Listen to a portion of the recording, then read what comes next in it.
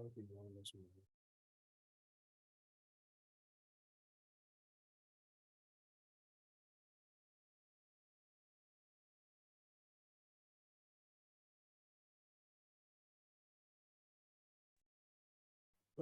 good afternoon. Good afternoon. I hope everybody can hear me. I see Erica is here.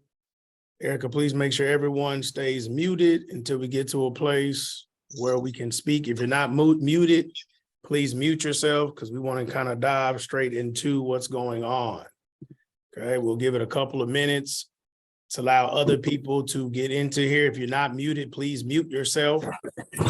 We'll get into all the other stuff accordingly. Please mute yourself as you come into the room.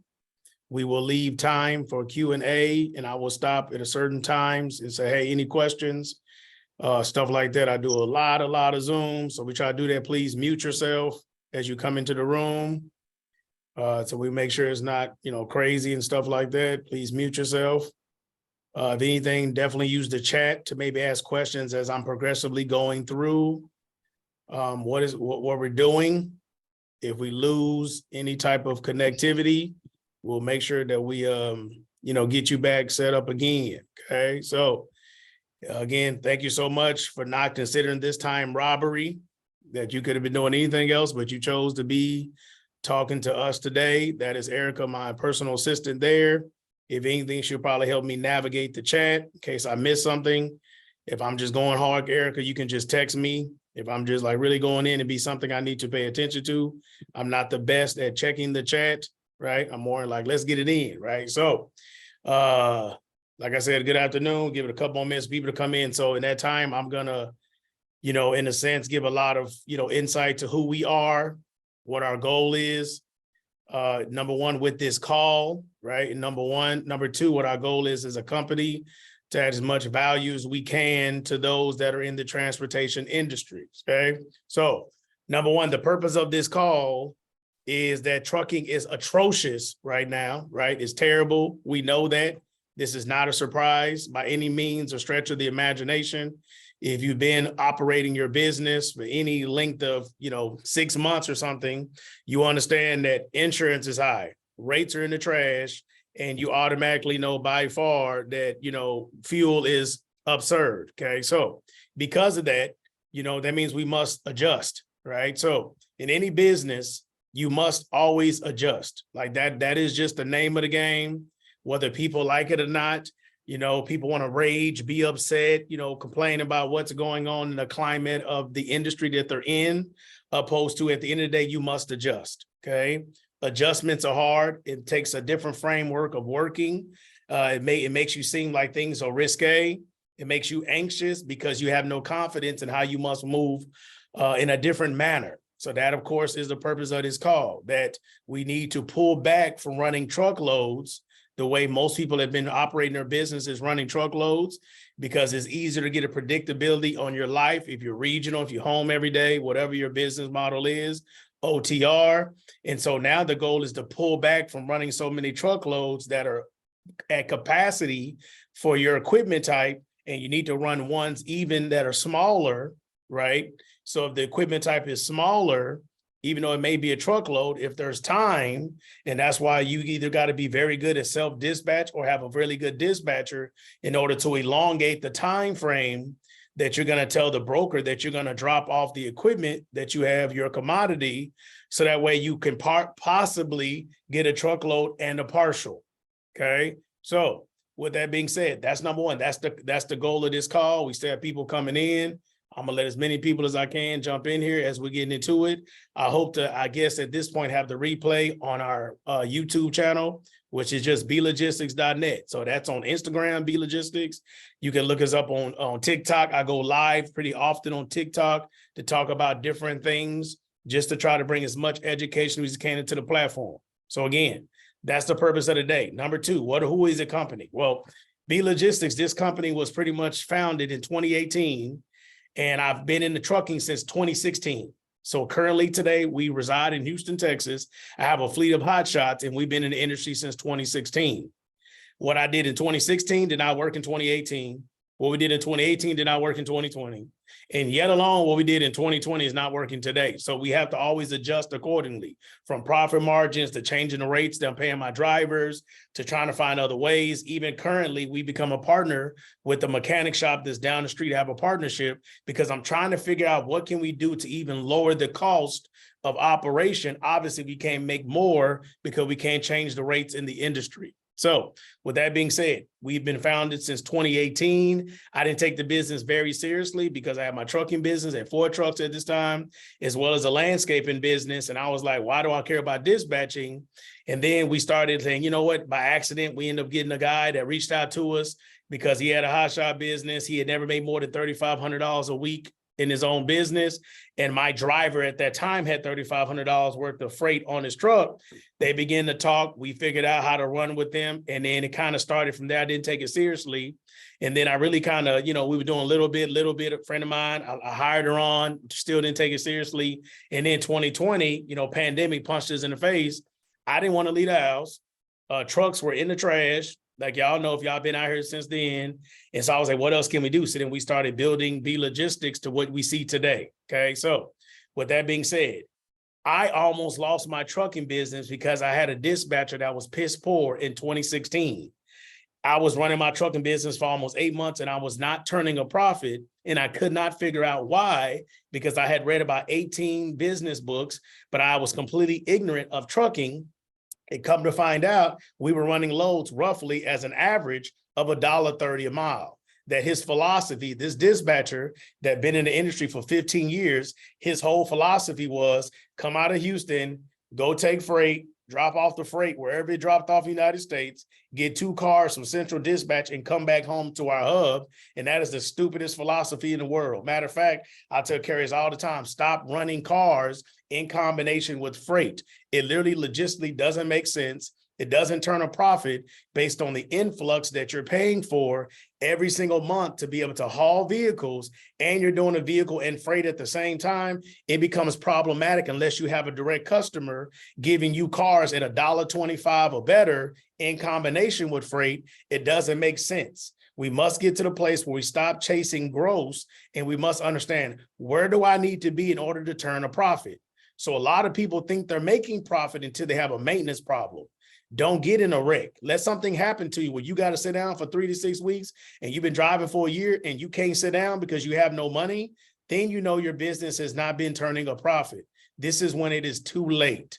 So when people come to me often ask me about starting a trucking business, I tell them very simply, don't start a trucking business. Don't buy 1 truck unless you can buy 2. I promise you, if somebody would have told me that, it would have changed my whole life and I would have still had $50,000, $60,000 of not learning that principle, but no one was around to ask. Okay. So in that regard, this is why B Logistics exists. I take dispatching very seriously as my team. Currently, we have 6 dispatchers. We had 7. We let somebody go last week. We lost 1. We're looking to bring it on more over the next couple of months. But I only hire people that take our in-person training because I'm very thorough, because all my dispatchers must specialize in at least 2 equipment types. So 95% of the time, my dispatchers are more educated than the actual owner operator about their equipment. Was the classifications of the trucks, the width of it, height from the ground, door clearance. Like, we must know these things for my people in order to be successful, so we add value to our clientele. Now, with that being stated, okay, let's just go into why we're here today. So we're going to go over some averages first, and I'm going to tell every person here, especially if you're an owner operator, you need to know your numbers. This is not a guesstimation. I was on TikTok just a few minutes ago telling everybody that was having problems with the emails and for people to check their email addresses.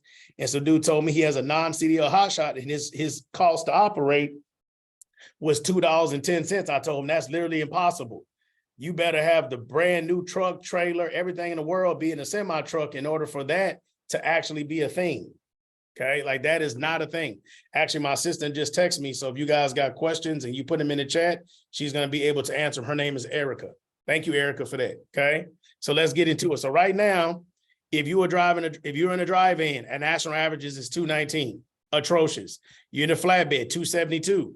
It's not as bad, still not good. And you have reefer, 252. Now, because of that, Ideally, if you're in a semi truck, whether you dispatchers here or owner ops, you need to be at $3 a mile. Obviously, we want 4, 5, 6, 7. Like, let's not play this game, right? But in a sense, if you're not doing 3 on a regular basis, it may be problematic, especially when maintenance is crazy. You cannot find parts. Everything's going up. Cost of living is crazy. The goal should be trying to run for $3 a mile. If you have a truck, trailer, and you pay monthly insurance every single month, $3 needs to be your number. Unless you sit down with us, you know, some type of consulting, we can actually run your numbers together. I want you to think $3 a mile. Okay. So that is for big trucks. For those who are new here, you don't understand. We have a technology that I've created in our company. And this right here is freight traffics. I'm creating this. I'm waiting. We're messing with some trademarking and stuff like that. But this is the freight traffics map. So right now, if you are a box truck, the freight traffic map, the national average is $1.30 a mile throughout the United States. And then for Hotshots, you're looking at $1.64. Okay. Where do we get these numbers from? What we do is we scrub the top load boards, and I have a team of people that scrub these things, and we're populating the numbers per, please understand, per every state based on those load boards before you begin negotiation on behalf of the broker. So prime example, let me show you real quick. Let's say you got a Hotshot, okay? When you see the map, blue indicates places that are partial loads when you come out. Red is a don't go there, danger, right? $0 to 124. Never go there, okay? You have yellow, be very cautious, and green is where you want to be. So as you can tell, if anybody's been in hot-shotting or hot-shotting in general, you know Midwest is ideal. Traditionally, if you're in a flatbed, you're looking at the Southeast region of the United States for more ideal rates, especially in this area between these states here. Man, there are so many shippers that don't like brokers and are willing to work with direct freight. We actually make shippers lists on our websites for flatbeds and hotshots that can be purchased. And so we're even on ourselves looking to add more flatbeds because we have ridiculous amount of connections, and we're looking to move our connections and move more trucks for our flatbed clientele. Now, this is how the map works. Now, what makes our map differently, you can click, it actually would tell you a state average. So when I just told you, hey man, you know, hotshots are averaging $1.64, but if you click on certain states and you see what the rate is per that state, this indicates where you should start your negotiation if you get yourself in Ohio and you have a hotshot.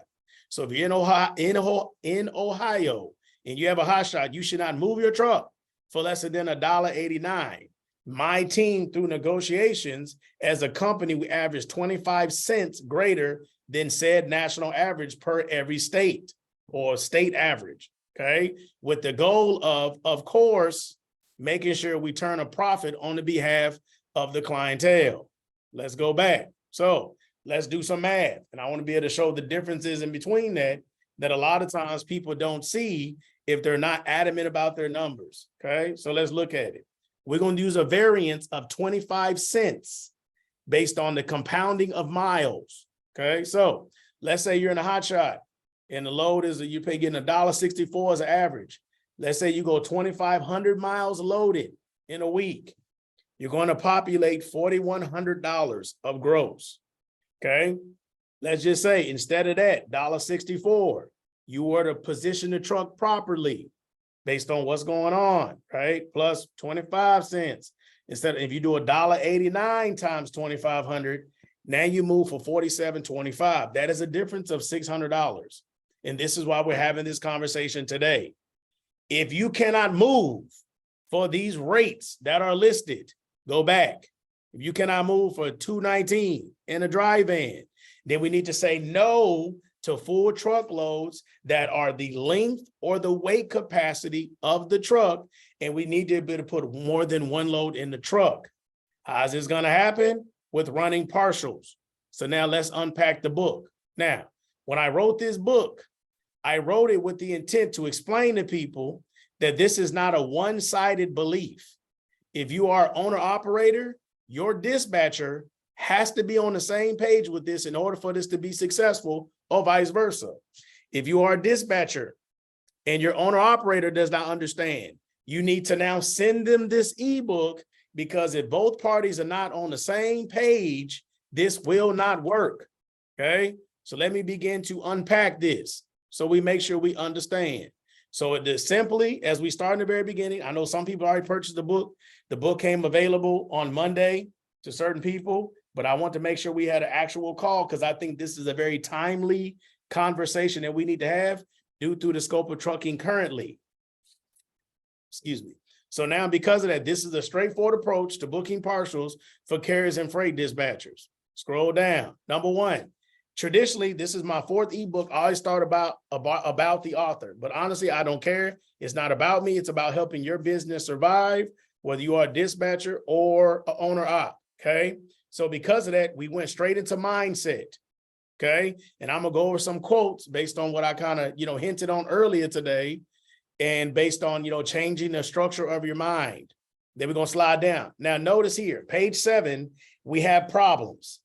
So the problems are what we're going to spend our time going over today, because this is not a straightforward, easy, cutthroat. All you need to do is just throw partials and everything's peachy keen, and you think everything's going to work. So with us having this call, I want you to at least be aware of the problems that may occur, whether even if they be legal ramifications, because most people only have $100,000 in cargo insurance. And if you run around and get 2 or 3 truckloads because they're small, and you put all these on your trailer, and you have $200,000 worth of cargo on your trailer, and God forbid something happens and that trailer flips over, you're going to owe somebody $100,000. This is when they're going to come from your house and the things that you possess. So I even have an insert in this part with my own insurance lady that we've been using for years. And I probably have 5 or 6 different policies with her in my different businesses because she's phenomenal, but she's based in Texas. So anybody who buys the book, they're interested in talking to her, and you live in Texas, we will email you. You email us over at info@blogistics. We'll email your information. If you don't live in Texas, she won't be able to help you to be your agent, but she may be able to maybe suggest, or if you buy the ebook yourself, just call your own insurance agents and talk to them accordingly. But we're going to go through it. Okay. So number 1, page 7, right? So we're going to go over 7 pages of problems that needs to be identified and fully understood. 7 pages. So this is not a one cut. Hey, I don't want 1 load. I won't get 2 or 3 loads every time I run my truck. You may get in trouble for that. So this is what we're going to talk about it today. Okay. Now let's get into it. So at the very beginning, I want to make sure we started out with mindset quotes, because this is what it is. Most people are complaining and crying. I'll use the word crying, because if you're going to complain about something, the next breath you should say, what are you going to do to fix it? So for some reason, especially owner ops in big trucks, so our semi drivers, flatbed, drive ed, reefer, for some reason, they believe that the broker is their savior. That if they can just get signed up with a good broker, this broker actually cares about you, and that is your saving grace. Instead of screw the broker, right? I have to use them obviously to move my truck, but they are not my savior. Who is my savior? I need to get a direct customer. I need a direct customer to utilize my business every single day, because even if the money isn't exactly where I want it to be, at least I have unlimited capacity. What does that mean? If I have unlimited capacity to freight, because even though I may have 1 truck, 2 trucks, 3 trucks, if this shipper likes me and they say, bring us 10 trucks, I can immediately hire 7 owner operators, pull back, get out of the truck, do an 80-20, 85-15, 70-30 split, whatever you want to do. And I can make money on other people and giving them jobs. And now that, 10 trucks will make me more than I could ever imagine if driving. But that never happens just because you got a freaking broker. Hardly ever. They switch up on you. They change their mind. They stop calling you. When the rates come up, they want to keep you at a certain rate. So please get this out of our minds that the broker is the savior of the world. Get to the shipper. So with that being said, the mindset has to be changed. So we put 3 quotes. I'm going to read each one of them. And so when I told you earlier that every one of my businesses currently, landscaping, everything's changed. B Logistics, everything's changed in just 2 years. Trucking, everything's changed. Real estate, all my businesses are problematic currently with the influx of the economy. What does that mean? Adapt. Either you adapt or you die. So let's get it. First quote by Darwin. It is not the strongest of species that survives, nor the most intelligent, but the one most responsive to change. Oh my God, that right there in itself is life-changing. The second one, all failure is failure to adapt. All success is successful adaptation, Max. And then my one I use all the time with people, especially when we do mentoring with people, is you only have two options in business: adapt or die. Okay. And so it is not a game for us to go get in debt, maybe $100,000 in physical equipment that you have, truck and a trailer, and pay high insurance. And literally, you don't know how you're going to sustain your business just to pay off your equipment, and you're already folding. And that's because you didn't have a proven strategy.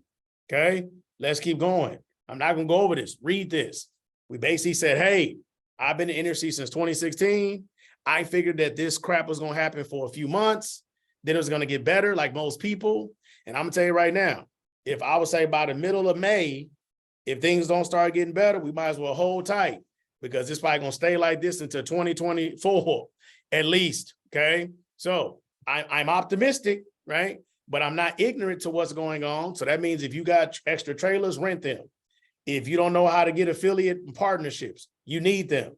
Are you making mailbox money? You need to figure out. We make money in a multitude of ways in trucking, from mailbox to affiliates.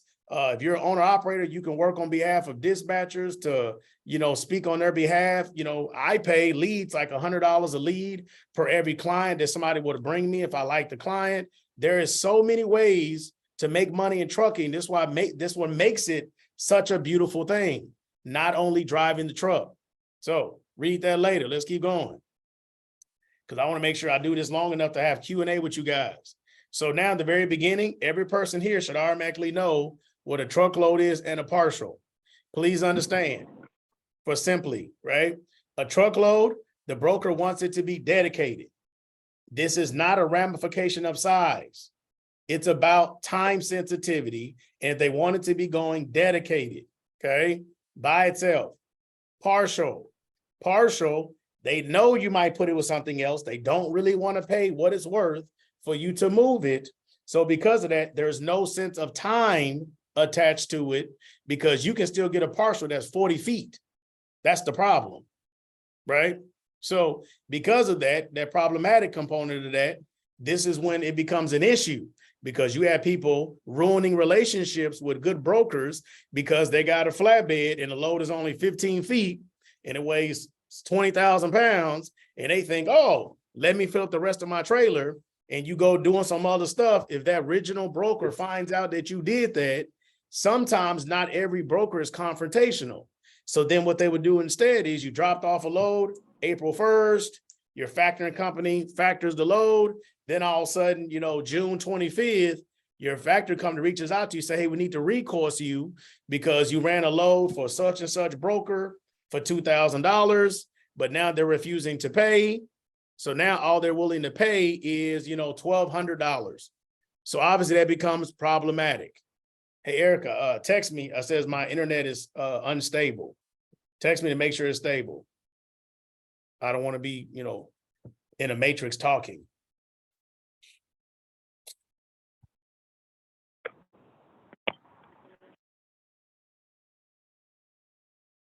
Yeah, you sound good. Thank you so much. Okay, let's keep going.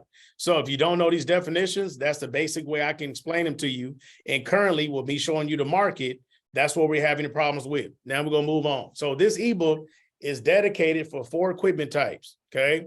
Box trucks, dry van, hotshot, flatbed, reefer, different types of, temperatures and all that. We're not messing with none of that. Power only, it's just not going to happen for you, right? It just, if you're doing load out trailers and stuff like that, you still don't have enough time. Time is too sensitive for that, okay? So now we're going to break down each one of these, and this is the aspect of the layout of the book. Number 1, you must acknowledge the problems, because they're going to arise daily and constantly. Hence why you and your dispatcher need to be on the same page. Number 2, the methodology, which we will go over, okay? Thirdly, the proven strategy. What is a proven strategy? Something that has historically worked and has evidence for years. And finally, can you execute it? Okay, let's keep going. The problems. Now, please hear me when I say this. I hope there's no DOT officer on here, right? because this is for entertainment purposes only, just in case, right? This is not financial advice, whatever, right? But number one, a problem. What is the definition of a problem? A matter or situation regarded as an unwelcome or harmful and needing to be dealt with, overcome, right? And overcome. So because of that, it's a problem. We got to overcome it. So number one, you can't legally run on hours of service if your methodology or your process is, I want to run partials. Okay. Question A, are you supposed to run hours of service? Yes. Number two, am I suggesting you should not uphold this regulation? No. Third question, am I saying we do not uphold this standard of clients? No. But at the end of the day, if there's any owner operators on here, no one can stop you from putting yourself on personal, right? We know that. We're not going to get into that, okay? But I'm telling you, that's the first problem there, because you get a lot of owner operators, no offense, that are lazy and they never maximize their normal 11 hours, but now you want to run 8 and you want to be able to pick up 2 to 3 loads a day. It's not going to happen. So we need to shut that whole thing down in the first place, right? And so what we try to spend time explaining, especially to new owner operators, is trucking is a game that I like to call hurry up and wait, okay? Hurry up and wait, okay? So what does that mean? Hurry up is we got loaded, we have a load on the trailer, let's get it to the place as fast as we can, drop this off to get another load. But now you need to wait for getting another partial, getting another load. If the load is heavier than what they said, we need to try to get more money from the broker. If we got to get detention, you need to be calm, wait on getting paid. You know, like, hey man, there's not a good freight. Let me see what's going on. You have to be able to have a dynamic of both realities. Hurry up and wait, because the worst thing you can do in a down market, which we're in today, is to chase gross with not knowing your profit margin and literally running loads where you're basically paying the broker in order to run freight. A good example of that is very commonplace for a lot of hotshot and box truck owners to be highly ignorant of trucking and their numbers. So they just are running for gross. You don't find that as commonplace in people who have semi trucks, primarily because most of them have been in the industry a while to get their class A. So then they take years to save money to become an owner op. So they're not as ignorant. So if let's say a hotshot needs to move for $2 a mile and we dispatch them, well, sometimes they're in an area and they're so anxious to hurry up and come home that now instead of waiting there to get a load, so they turn a profit, they would just all of a sudden book anything themselves, jump on the load board and book a load, paying $1 a mile and say, well, it's gas money. There's no such thing as that. If your cost to operate to be profitable is $1.30 and you just get anxious because you can't sit your butt down and wait, and then you start running a load for $1 a mile, you are spending 30 cents to run that load, and let you go run a load going 700 miles times 30 cents. You are paying the broker to run their freight because you could not wait because you don't understand this. Now, if you get a dispatcher that sends you to BFE, to some place that you shouldn't, that's different. You should not be sitting anywhere for 2 or 3 days. That means you have a piss poor dispatcher that does not know where they should position your truck in the United States. So just like we know not all owner operators can drive, not all dispatchers are piss poor, right? So they should have a construct or an understanding of hours of service, logistics, average speed in the United States, hot areas, cold areas. Like their job is to know the future of what the play is, not in the current. So the owner operator should be in the current of, let me get this load, let me secure it, let me get there safe. The dispatcher is supposed to be in the future, 1 or 2 weeks ahead of what you guys are doing. If not, fire the dispatcher. Disclaimer, just let me use this. We have an ebook on our website, 7 questions every carrier should ask before hiring a dispatcher. You should invest in that, because I've done calls for the last 2.5 years when we train people how to dispatch, and they taking sometimes 2 or 3 courses, and they call me and say, hey, I'm having a problem getting owner operators. I asked them a couple basic elementary questions and they cannot answer. So there's a lot of people being poorly trained. I do agree. And we're trying to eradicate that. Okay. But in a sense, if you're going to adapt this philosophy of running partials, which is just more than one load at this time, you need to adapt the philosophy, hurry up and wait. So let's say it this way. If you think you want to be home Monday, you want to drive Monday through Friday because you just have to be home every weekend, this philosophy may not work for you. If you say, hey, I can only go out of my house from the 1st to the 15th, and your clock does not start the day you come out, so instead of the 1st, maybe you can come out to the 3rd. If you don't give yourself additional 2 days to stay out, this may not work for you. I'm just being very honest and open with this, because this philosophy is one to a person who wants to turn a profit every load, not just to be running freight and running gross. Okay, please understand that. So in a utopic world, most people who need dispatching or good dispatching live in a destitute area or piss poor area for their equipment. So prime example, people reach out to me, say, Brandon, you think I should get a dry van? I said, where do you live? They said, it doesn't matter. I said, it does matter. I live in Texas. No. Hey, should I get a flatbed? Where do you live? Massachusetts. No. You know, so like it depends on the equipment type in combination with where you reside. I say, hey, what do you suggest? Where do you live? Oh, I live in Texas. Get a flatbed. This is oil country. Yes. Like, so your equipment type sometimes need to be based upon not what you can afford sometimes, but where do you actually reside? What is going to be your philosophy? You want to drive regionally? You're going to be over the road. So there's a lot of things to, you know, actually acknowledge in order to do this properly. Okay. So that's the next segment. We're going to keep going. I'm talking fast because I want to get to a lot of the Q&As. Okay. Number 2, there'll be a lot of mistakes. One of the most common mistakes will be weight. Pay attention to all my non-CDL people, right? One of our qualifications that we have is when you fill out a carrier agreement with us, we make them custom in-house to where we want to know your empty scale ticket, so we know how much you actually weigh. So when we run partials, sometimes it's commonplace that after you get the first partial, go weigh yourself to make sure that this weight is accurate. If it's not, we're going to get more money from the broker. If it's accurate, now we go get the second one, just to make sure after you get the second load, now we need to go weigh ourselves again. So that should be $12 and $12, which would cost you $25 to do this.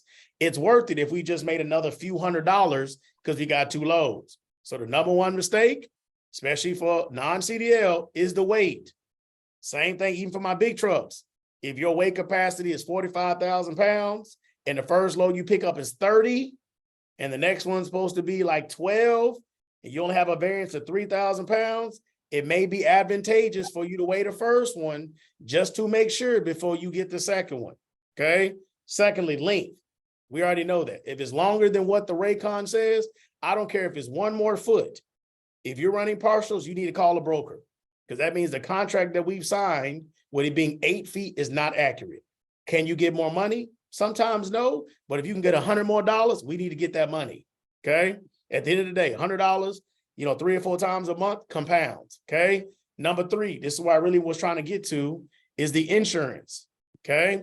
So we're going to spend time here, majority of our time. Okay. So example, it is standard practice for a company to have $100,000 in coverage for cargo, but there are some higher coverages to be considered.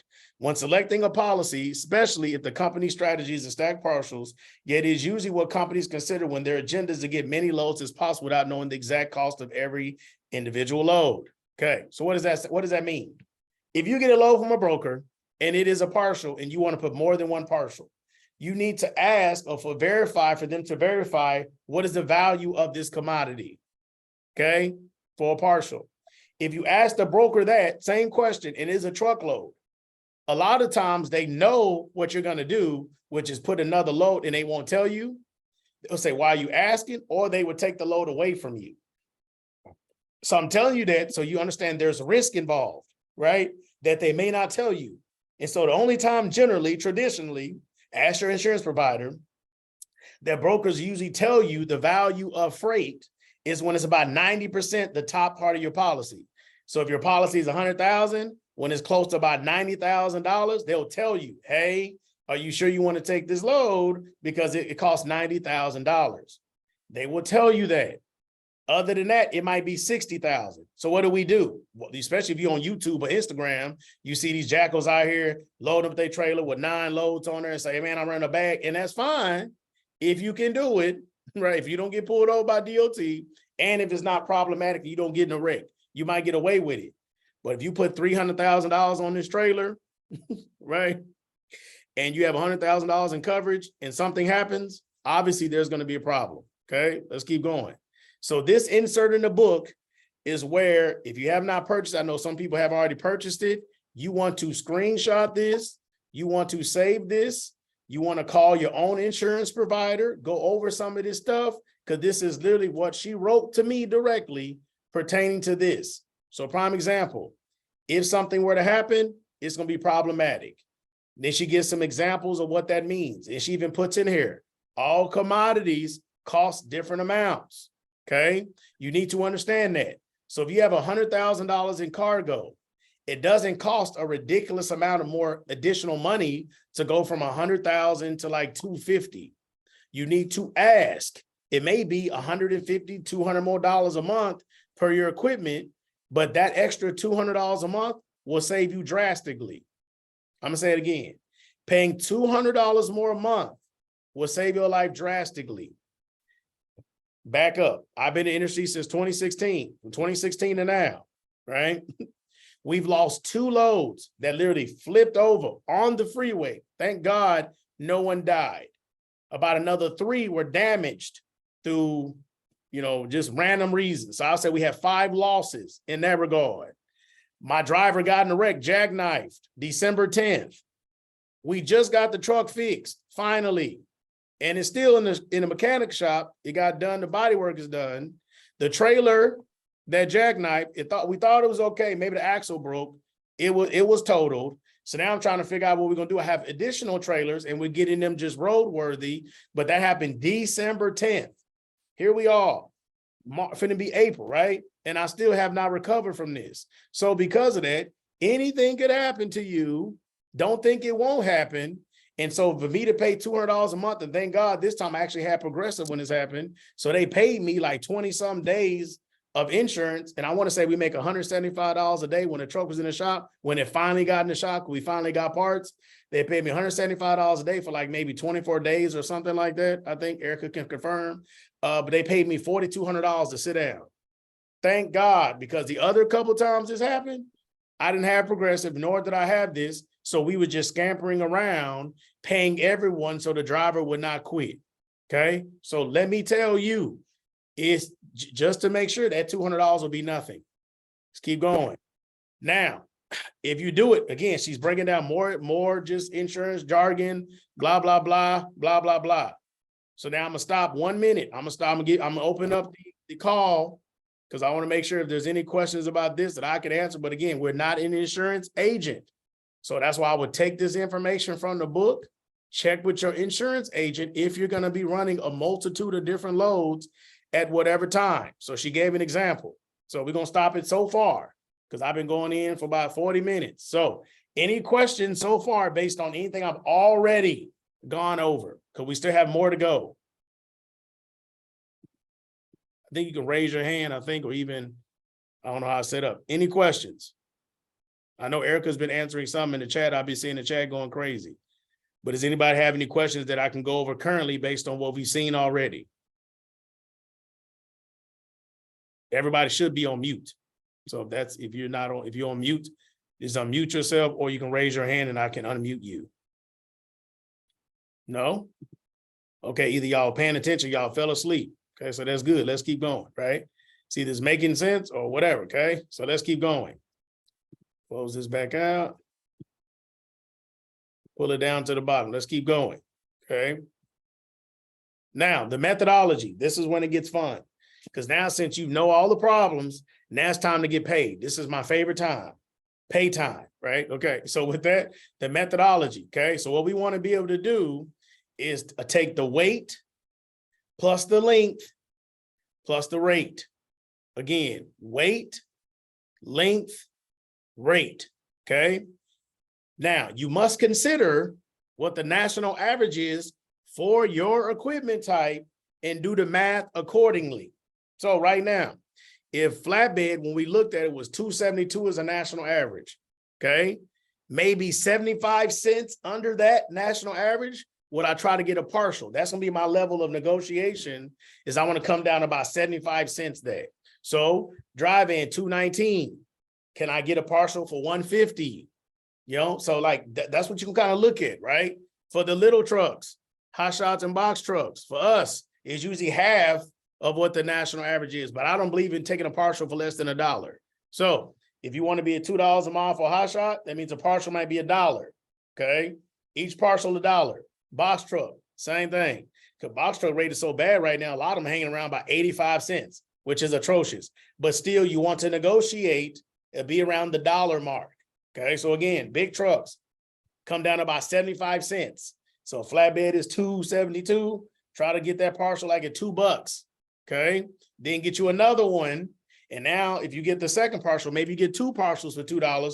Now we're moving for $4, right? Make it make sense. Okay. Let's keep going. Now we're gonna look at some illustrations. This is the part that makes the book ebook the easiest. Okay. So now, regardless of the equipment type you have, if you need to convey this message to another party, then you would screenshot this, text it to them to make sure, hey, this is not me telling you something. Now, let me help you have a visual, just in case you can't articulate it properly. Let me give you a visual of what I'm trying to do. So this is an example here, the first example of a 26-foot box truck. Okay. So outside of the logistics, because that's another conversation in detail. We'll kind of browse on it, not go into good detail, right? But outside the logistic aspect of things, because obviously if you go to a first place and get a load, that can't be the first place you want to go drop it off. Obviously, because no shippers are not going to take out the other 2 loads so they can get to theirs in the back and reload you. So throw that idea in the trash. So if you got to be strong in logistics to do this. So again, this will be a 26-foot box truck, non-CDL. And now if you get $1 partial, we break it down. So the weight, 3,000 a piece. What does that mean? So let's say I get a partial and let's say it weighs 1,000 pounds. My mind says, okay, I have 9,000 pounds left. So man, the second partial might be 7,000 pounds. 2 partials down, I'm at 8,000 pounds. I got 2,000 more pounds left. So it might be all over the place with the weights, but that's when you have to be able to do the math. And so I believe in a philosophy, which is cake, then icing. What does that mean? Okay. If I have one partial paying $1.20 and the next one pays $1, I want to pick up the $1.20 first. Okay. Because $1.20 is more than $1. Okay. So I want to get that one first. So now I have to decide, is that logistically possible? But I want to always get the higher, because if I go pick up this $1.20 load and it weighs more or it's longer than what the broker told me, I have a greater ability to say, I don't want to run this as a partial. I want it as a full truckload. And they can move it from $1.20 to maybe $1.80 for me to now it's a truckload. And I might still, right, hopefully get one partial on there, but I probably won't get the other 2. If I won't get 2, I might only get 1. So if this was $1.20 and they moved it to $1.80, and I still would have thrown another partial on the back, and maybe the next partial was $1. Now I'm at $2.80. You see, I'm winning. When the national average for right now in box truck is $1.30, we can't turn a profit like that. But $2.80, oh my God, I'm making money. So out of the 3 partials, if I'm booking 3 partials ahead of time, you need to pick up the one that pays the most. So if one is $1, one is 90 cents, one is 80. Go get the $1, then the 90, then the 80. Okay, why? That's why you have to be strong in logistics. So if I pick up one here, I want to keep it within a 250-mile radius of where I'm picking up all my loads. I don't want to go to Houston, Texas, go to Tulsa, Oklahoma, go up to Kansas, to go over here to now finally go to Pennsylvania. That doesn't make any sense. You do not want to do that. You want to be able to pick up parcels in a way that logistically it makes sense to pick them up and drop them off, because you might have to drop them off in a random order. Okay, let me pause real quick and go to a map. Let me go back to a map.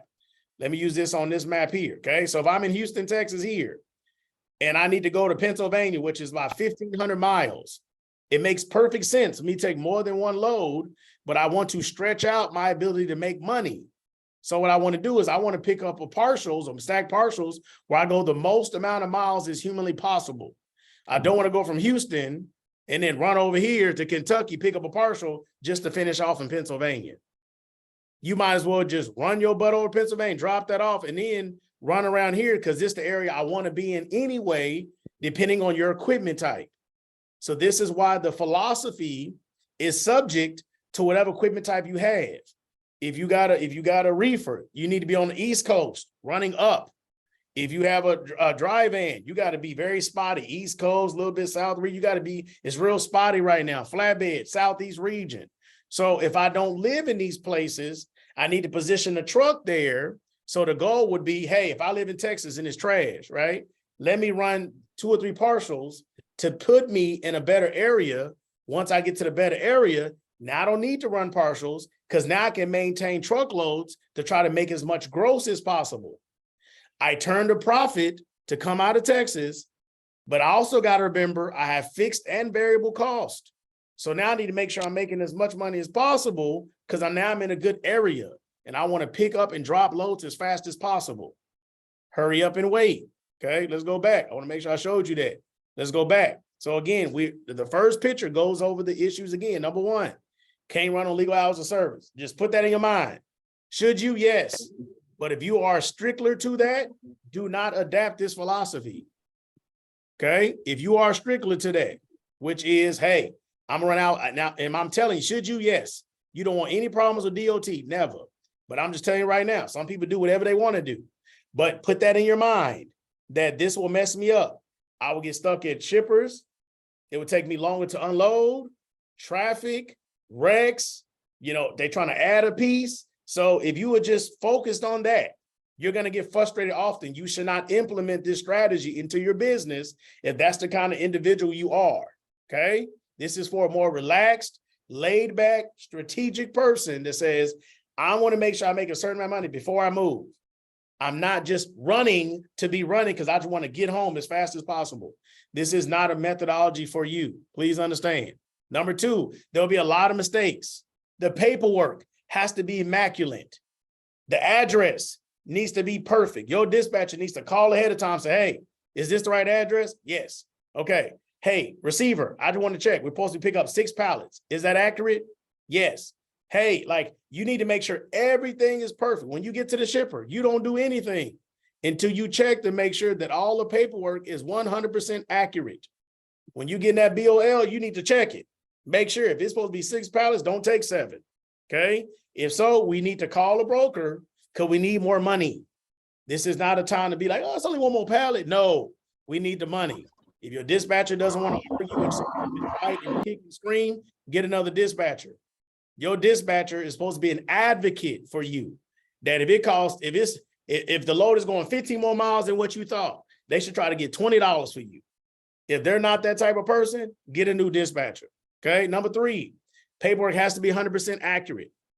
So you're gonna have to get a lot of scale tickets. You're gonna have to start adapting that philosophy. I pick up a load, I'm gonna go weigh it just to make sure. I cannot tell you how many times we get hundreds of dollars more because we pick up a load, supposed to be 20,000 pounds, the load is 30,000. We tell them, hey, send that over to us, park that truck, get on the phone, holler and scream at the broker. Hey, they gave us $800 more. Now you can proceed. Everyone is happy. I'm happy. The owner operator is happy, the broker man, but hey, it is what it is. This is not a time to let anybody get you. Number 4, now let's get to the philosophy. If you get a truckload, this is where people drop the ball. We had one of our clients drop the ball the other day. Well, one of my dispatchers, he was mad and the broker took $200 off of the load because he thought he was smarter than the situation because he did not listen to us. We have been doing this for 7 years. There's no reason for us to lie to you, okay? So based on that, if you go get a truckload, you put that on the truck first. This is not based upon what's most convenient for you. What's the best geography, right? What's your favorite freeway? This is not about that. It's get the truckload on first. Then you get the partial. That's why it says truckload on first, comma, partial on second. Seems like it makes sense, right? Why? Because now you want to take the partial off first, truckload off second. Why? Because if this broker finds out that you got 2 loads when they pay for a truckload, it's going to cost you either a freight guard, somebody going to get cussed out, they would either not pay you a discounted rate for the load because you broke the contract that you signed between you and them.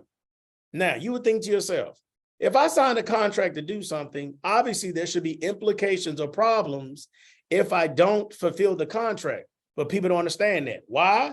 Is because carriers and owner operators think that just because the shipper has freight, they think the shipper is the customer. That is incorrect. In every field in the world, the customer is the one who pays you.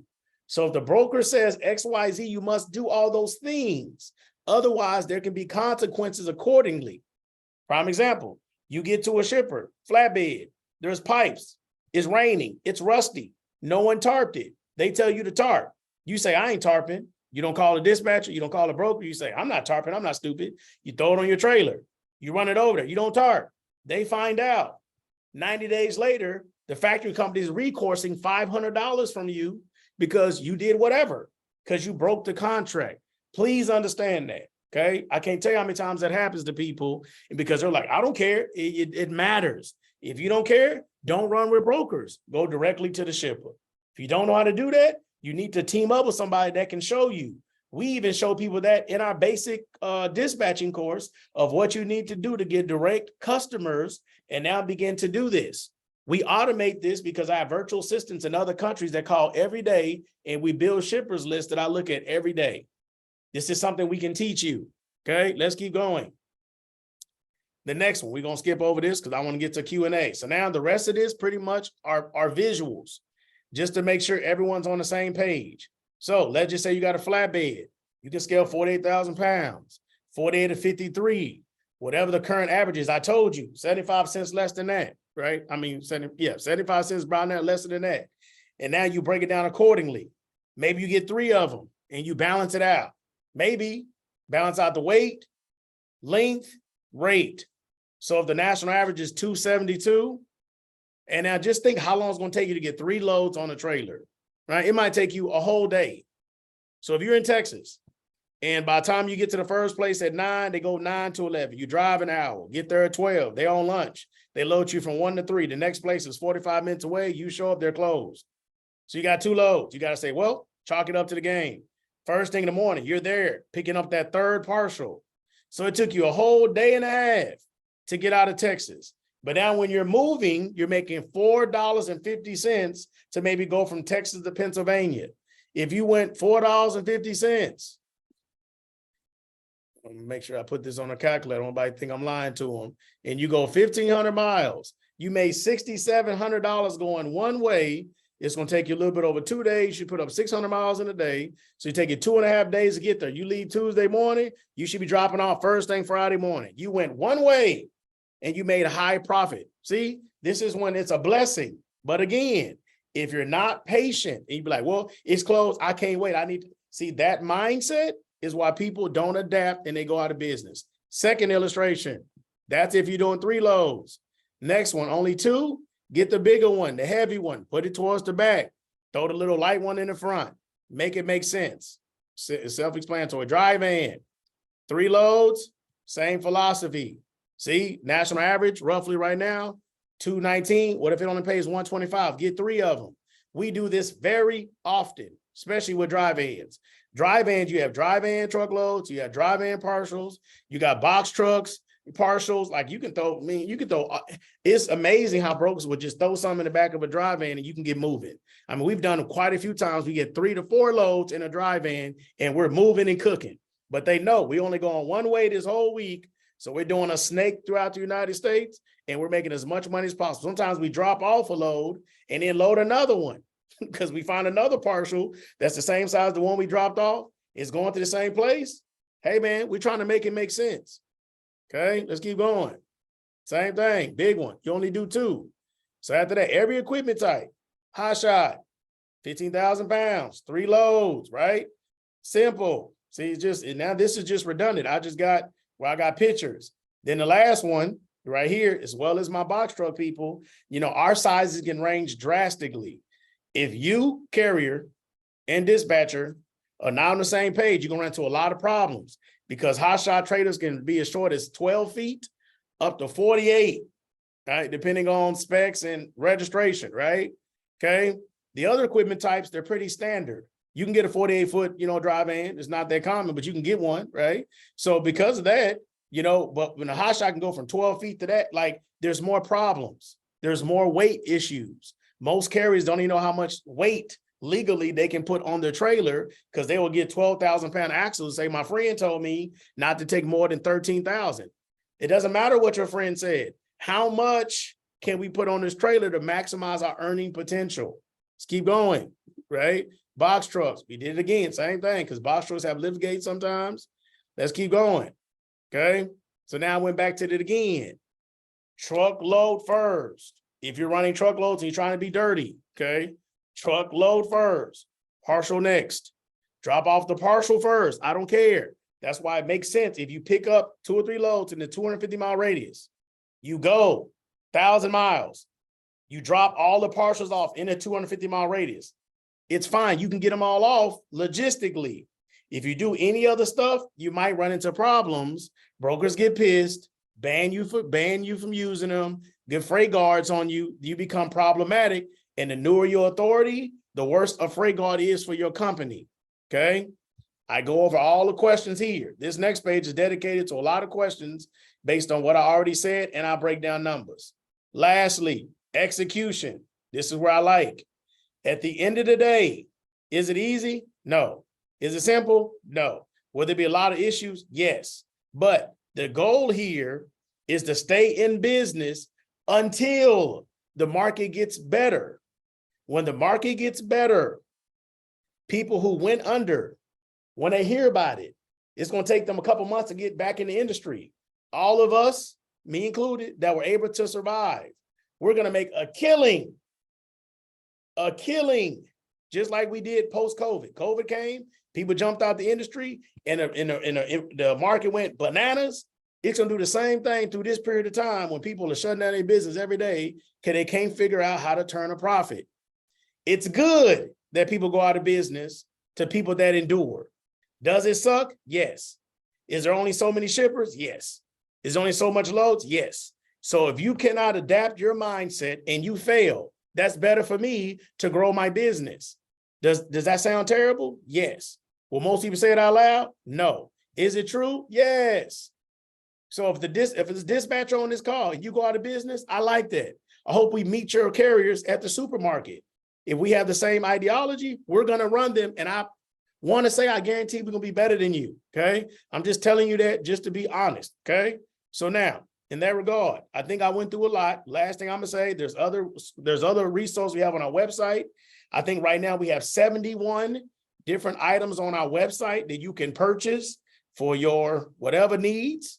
We teach people how to dispatch in person, Zoom, digitally. We have mentorships, calls, strategies. You can come to mentoring in person. I'm trying to create as many options as I can to help people at a reasonable price in order to be successful in everything. So if you are an owner operator, you should teach your girlfriend, wife, baby mama, cousin, uncle, best friend, elderly, whoever, to dispatch. So you keep your dispatch money to yourself. And while you're on the road, solicit other owner operators for your company's dispatching needs to bring in additional money. If your livelihood is solely and individually created and based around you get in your truck and you drive, you don't have any extra equipment, and you're driving back and forth. If you have any payments on anything, it is a high probability you will not make it in a market like this longer than a year. Because if the DEF system blows up, transmission blow up, piston blow up, you get in a wreck and you got to sit down for 2 months with the climate of no parts, trucks all over the place, brand new trucks breaking down, there's a high chance you're going over. But if you learn other creative ways to make money, buy a trailer, invest it, rent it out to people, make $1,200 a month renting trailers. You can go get 2 trailers from the bank. They may cost you $30,000, $40,000. Put them out here in the market when people are running power only or Hotshots and they don't have a trailer. You could be bringing and rent out 2 trailers, make $2,500 a month. That money, if everything is good, is a blessing. When everything hits the fan, it's going to help you survive. You must be creative. We have DAT load board. We get paid every month. If y'all see my office, it's ridiculous. We got 3 or 4 offices. They pay for these things. We have tabs, an ambassadorship. We have my tea, truck stop. We have all these other things. I want to make as much money in different ways in trucking as humanly possible because I don't know what's going to happen tomorrow. Okay? So, hope y'all enjoyed it. It still took me a freaking hour and I talk fast, right? And I was trying my dangest not to take an hour. So, questions? I don't know if they need to raise hands, Erica, if you still here, or they can just unmute themselves. We'll try to just do whatever we need to do. So any questions? There's still quite a few of y'all in here. Not everyone made it to the end. I understand that. So any questions? Erica's texting me. Already answered A. Wilson. Okay, good. Any questions? Y'all kind of quiet. Don't be shy. You're here for a reason. Okay, chat. Thank you for your time and explanation. Thank you so much, Howie. I appreciate you for tuning in. You know, we try to give as much value as we can. Okay, any other questions? You're going to throw them in the chat and I'll answer them openly if you don't want to speak. Or you can just speak, either way.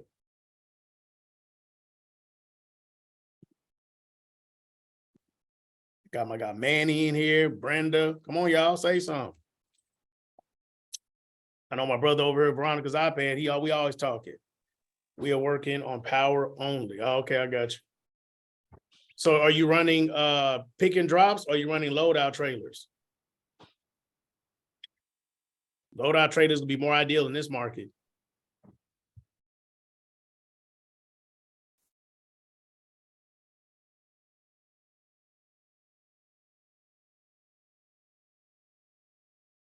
I'll wait for her to respond. Loadout and towaways. Okay, I got you. Or your guys wouldn't do more than just drive-ins with the loadouts? Because I've been looking at a couple of stuff like on the Southeast region and it's power only. Okay, that's good. Yeah, definitely. If they want to run some of these power onlys, but they can get some flatbeds, they've been paying pretty good lately. I've been looking at the last couple of days. That's good. So yes, you already know if you get a loadout, are you guys not trying to rent a trailer? I mean, you're dispatching clients, and I mean, it'd be more ideal for them to rent a trailer.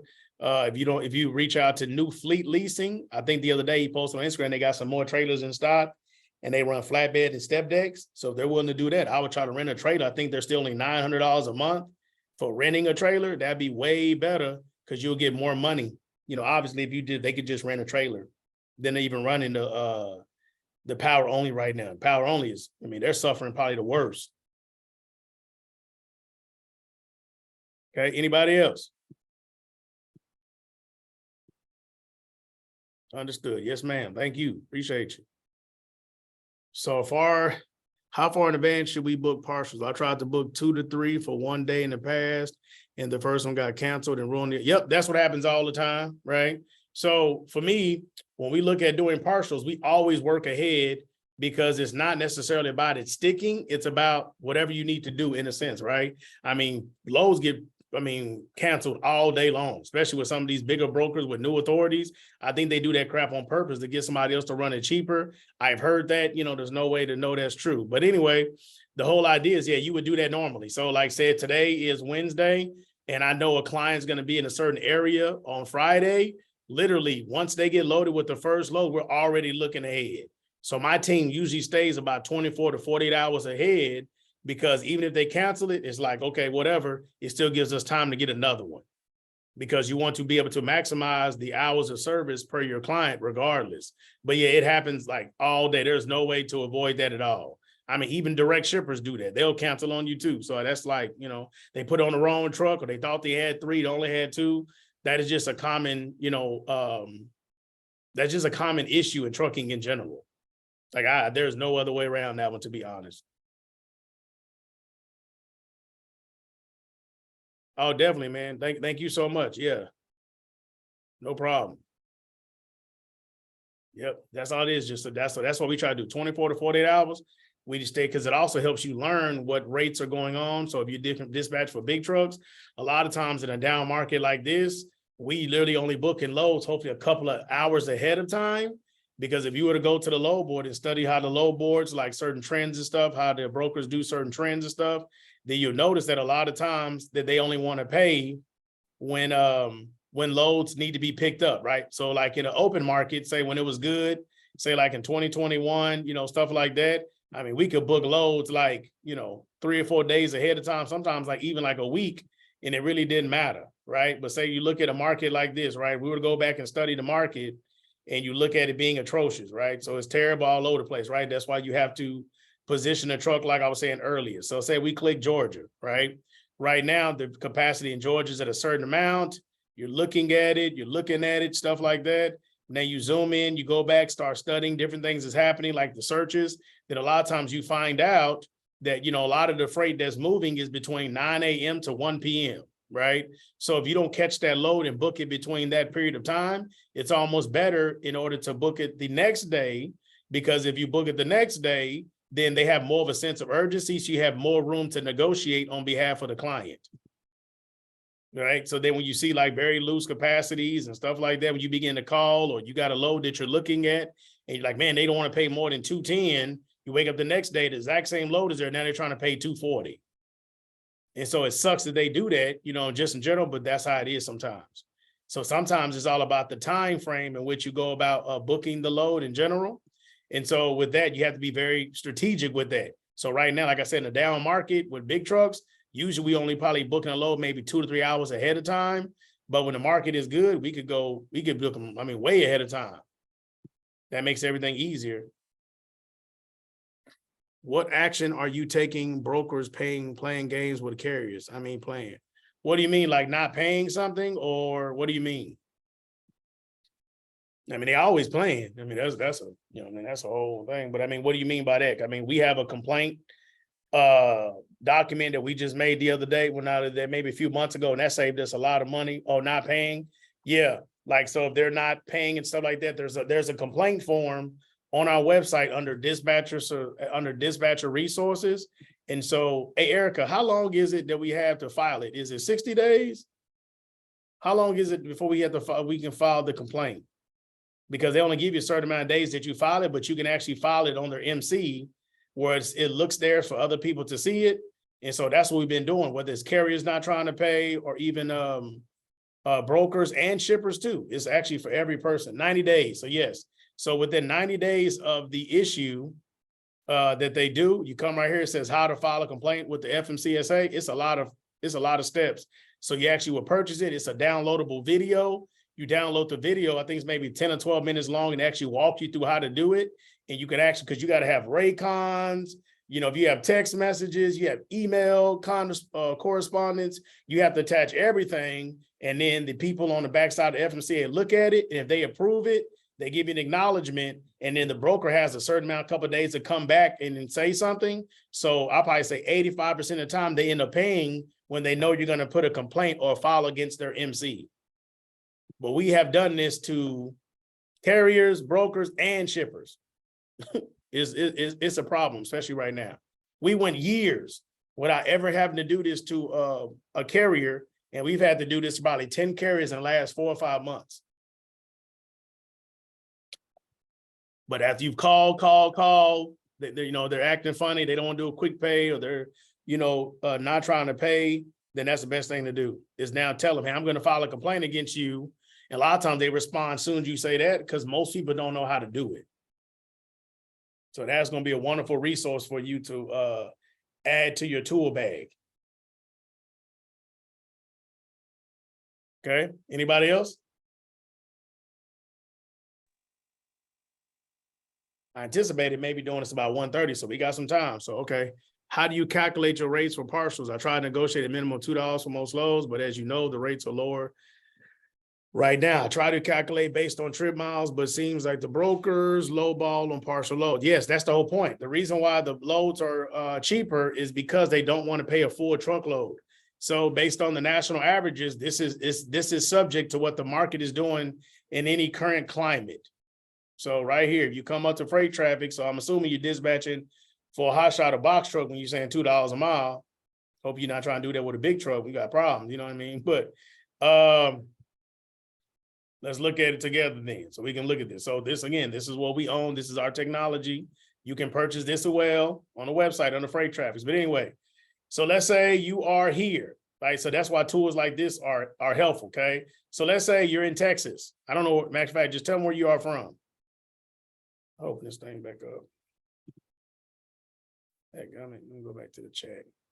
I'm trying to open it up, but then there's so many people. I want to make sure I'm seeing everything. Box truck. Oh, okay, yeah, that's worse. Let me go back. Okay, box trucks. Okay.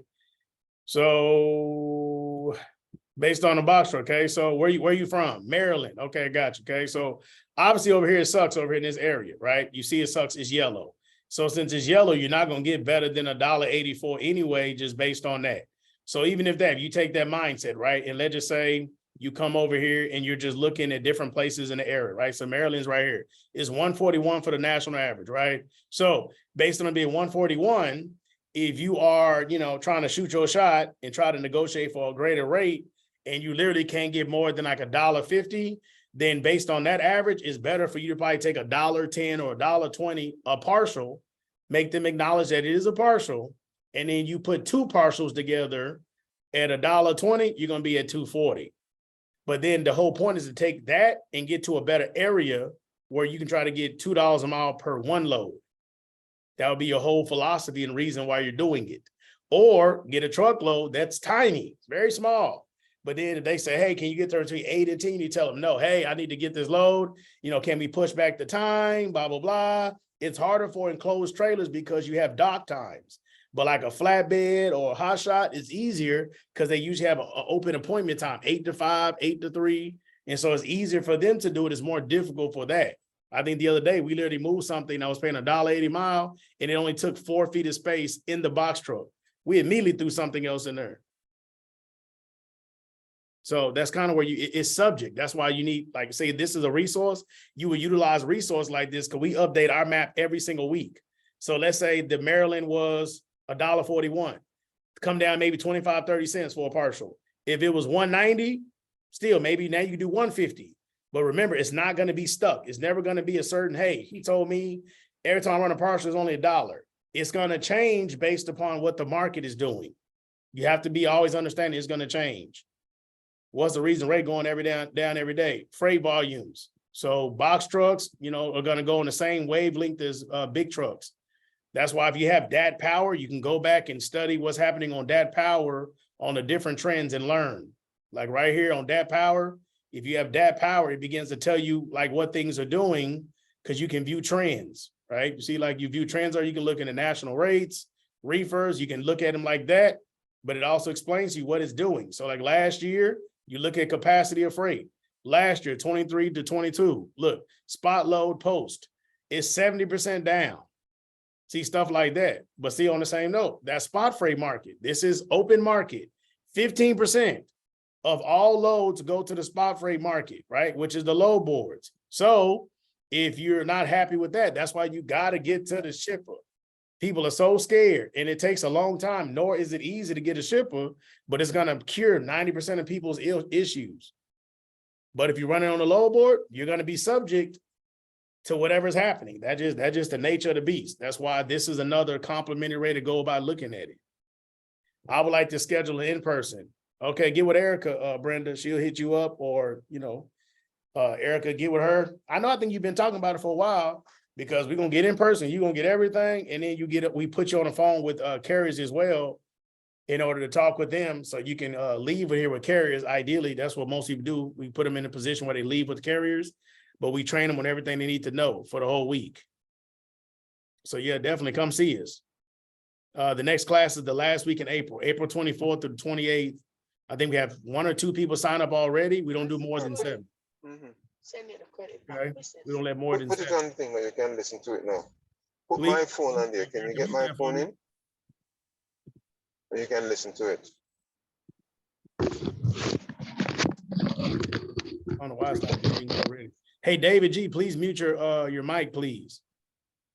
Okay, so let's keep going today. Thank you for the explanation. You're very welcome. How do you go about getting the national rate for box trucks? It's just negotiation. You need to just position the truck accordingly. So box truck rates are $1.30. I mean, you don't want that. You want better than that. but that's why using like Freight Trap, you put yourself in a better area. Where are you at in Ohio, India? Where you at? I always forget your name. I know it's Saab on Instagram.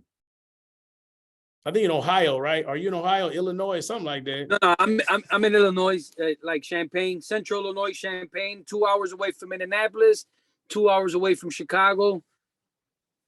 Oh, okay, I got you. Yeah. Well, I mean, honestly, because I know based on what y'all be doing, I literally would say, I know your wife took my course, so I'll probably say, she needs to probably schedule a time with me, and we can kind of maybe at least talk on the phone about go through like McRae's Blue Book and start building out commodities that you guys want to run, and then hire a virtual assistant to call those shippers every day. Right. But for your equipment type, yeah, McRae's Blue Book would be ideal for your equipment, because if you only want to move certain type of commodities that may be prominent in your area, like drive around, it's like real estate, drive for dollars. If you drive around, say, hey, there's a lot of people out here moving cell phones or something, I see a lot of these, so I want to, or TVs or just whatever it is, household goods. I see a lot of people moving these. And then, so now you could go search in your vicinity of zip code for those commodities. So if it's like TVs and you see there's 35 shippers in that area that move TVs, then you'll get the information, come up with a skit, have the virtual assistant begin to, figure out, trying to build these relationships. So then when the people reach out to you, you'll give them a quote based on, just based on what they want to do. They want to go to 100 miles, whatever you're going to do after that, because a lot of times you need a website. That's going to be something you need to add. You need to have a capability report. So there's other things that you generally want to have in order to do it properly. So that way you seem very professional when the shipper goes and look up your company. So we would need to position to make sure you have all those things, because if not, it's much more difficult to acquire a shipper unless you're going to spend time just knocking on everyone's doors. And a lot of that is dead because a lot of people working remotely post-COVID. So that kind of knocking on doors, walking in, shaking hands is kind of like a dying thing. It works in some capacity. Most people are not going to do it consistently. Okay, yeah, no, I like the plan. I definitely like the plan. You always got something up your sleeve, that's for sure. So I like the plan. Yeah, always, man. Because there's always problems. That's why it's like, God dog it, if the goalpost wasn't moving, well, I'd be filthy rich already. But it's always freaking moving. You know what I mean? That's just how business is, man. The goalpost is always moving. That's what makes it so difficult. Yeah, but I appreciate you. Yeah, okay? Appreciate you as well. Yes, sir. Thank you for tuning in. Anybody else?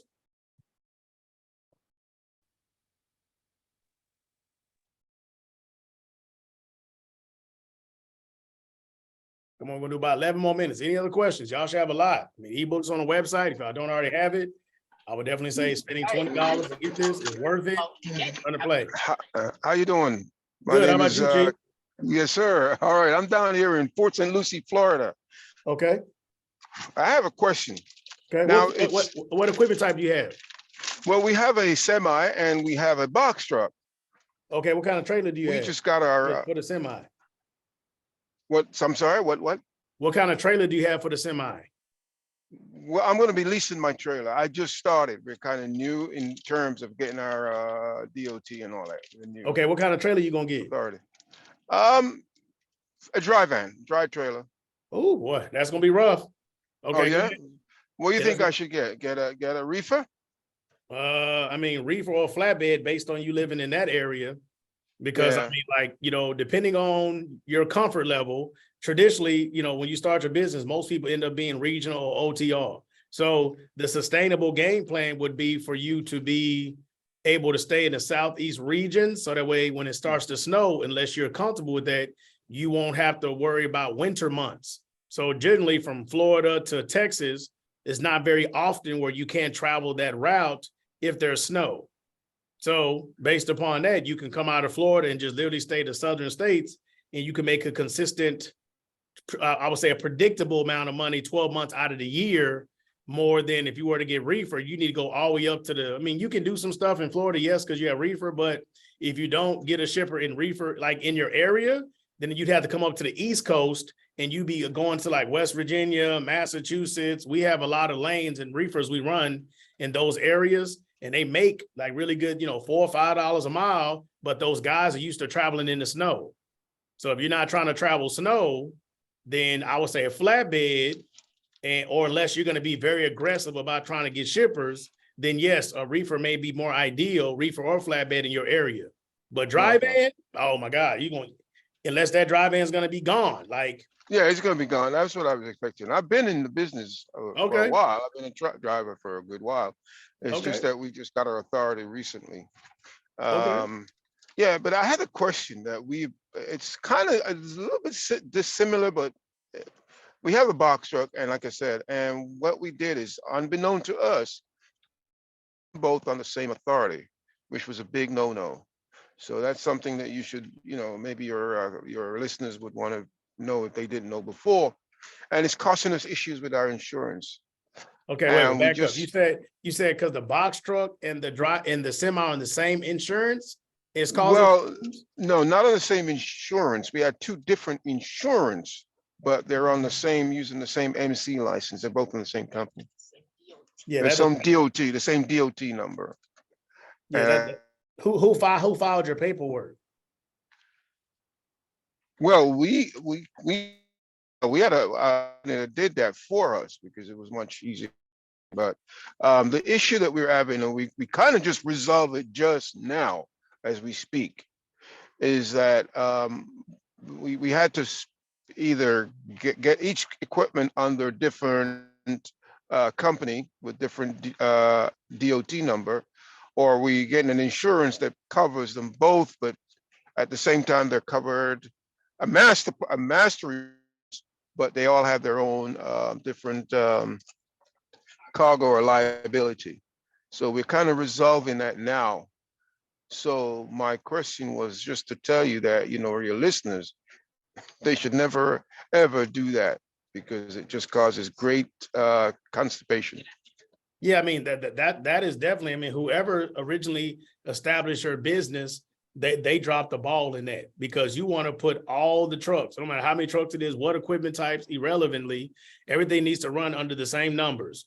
MC, Yeah. DOT needs to be congruent across the board, because that's the way it's going to be done legally, because Yeah. splitting it all up and stuff like that, that's extremely problematic, nor does that ideal for any person to do that. So yeah, that was just an issue with the filing of the MC and all that kind of stuff.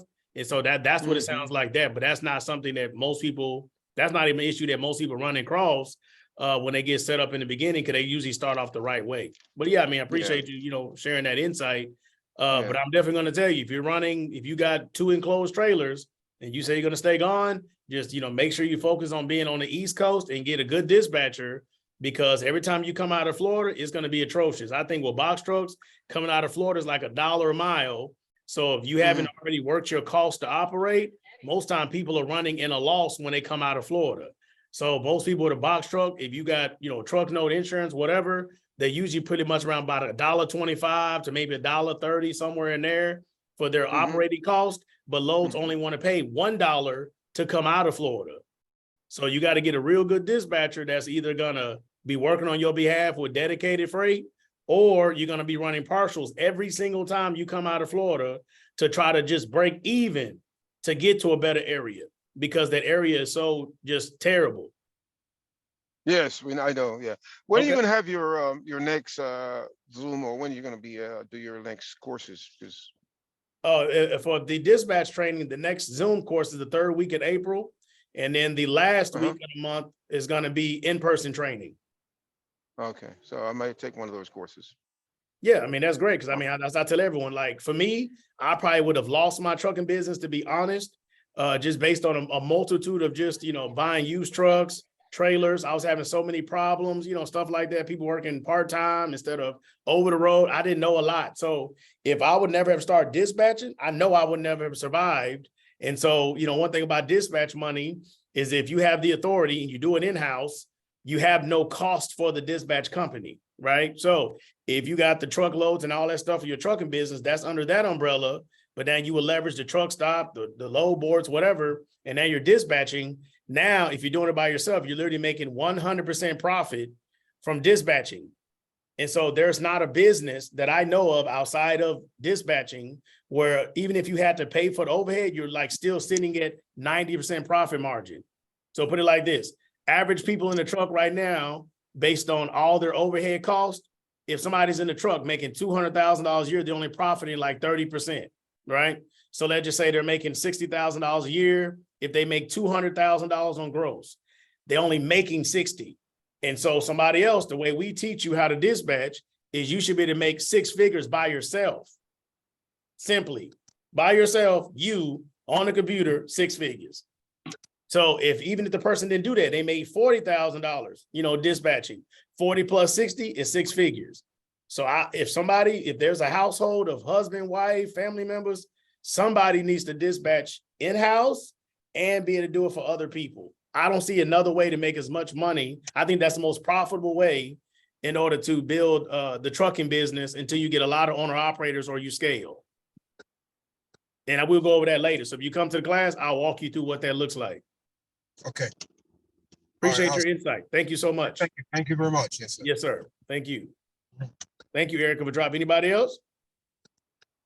That was a real good question. Appreciate that insight. That was definitely insightful.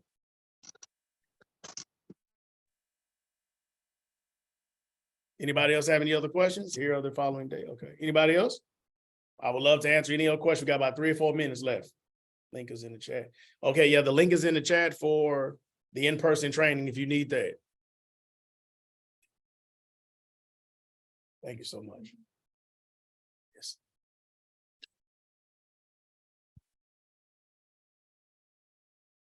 Come on, don't be shy. Trying to give y'all as much value as I can. Oh yeah, also she put the DAT link in there too. If you're a dispatcher, you're looking for DAT for 30 days for free, you can go hit our link that's in the chat as well, and you can get DAT power, because only use power, please understand, because you need to have all the other tools to be able to learn. Don't do that cheap trucker's edge crap. Just go ahead and get power. So if you do the power, if you sign up for our link, you'll give you 30 days for free.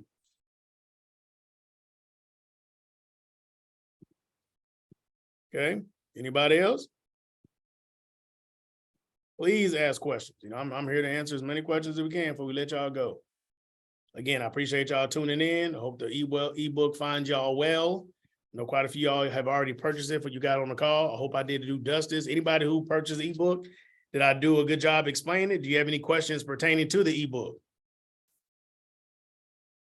Something I can explain more thoroughly or touch base on? Word.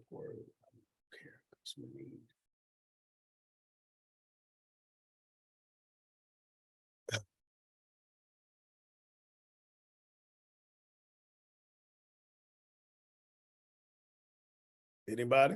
Or you can unmute yourself and speak if you like to. Thank you, Erica. I see you dropped the link. No, I think people are just getting out the link. Okay, if you guys have anything else, I appreciate your time. Thank you so much for tuning in. Grace and peace to you. Be safe on the road. If you have anything, we have, like I said, a million services to help you in any other future endeavors that you guys have. Okay. Thank you so much for your time. Y'all have a good one.